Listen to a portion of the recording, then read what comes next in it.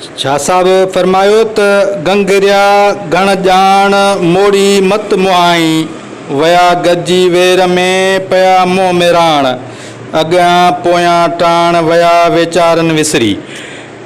दोस्तों, एक तरफ़ कोरोना वायरस सबब सजी दुनिया परेशान आ। दुनिया जा सब सुधरियल मुल्क परेशान आहिनि। अमेरिका, इटली,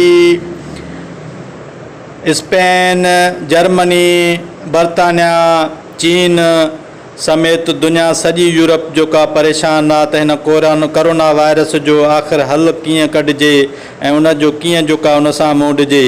ॿिए तरफ़ असांजा पाड़ेसरी मुल्क भारत, ईरान ऐं जो का सो तव्हांखे ख़बर आहे अरब मुल्क ख़ुदि सभु परेशान आहिनि। सॼी दुनिया लॉकडाउन लॻी पई आहे।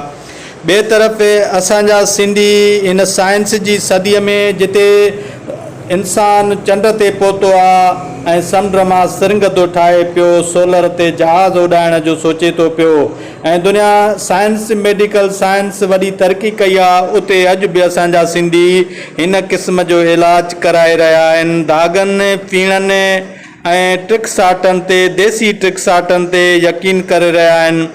आउं त ईअं चवंदुसि खुदारा ही मुल्क बीमारी आहे, वबा आहे, ही वायरस इंतिहाई ख़तरनाक आहे। हिन खां जेतिरो थी सघे बचो ऐं पंहिंजो पाण खे बचायो, पंहिंजे पाड़े खे बचायो, पंहिंजी क़ौम खे बचायो, पंहिंजे ॿारनि खे साफ़ सुथरो रखो, पंहिंजो पाण खे घर ताईं महदूद रखो ऐं शहरनि में न वञो, हुजूमनि में न वञो।